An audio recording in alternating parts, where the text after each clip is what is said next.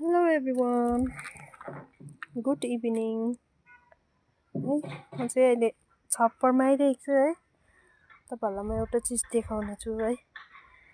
यहाँ चाहिँ हाम्रो आन्टीले धनियाँ आलु क्यारेटमा रोप्नु भएको छ। कस्तो मजाको भएको छ आलु। यहाँ चाहिँ सिमराया आलु चौसुर। अन्त एउटा चिज देखाउने छु तपाईहरुलाई मैले। यो चाहिँ हो हाम्रो हिमाल। वाउ कस्तो क्लियर देखिरहेको छ।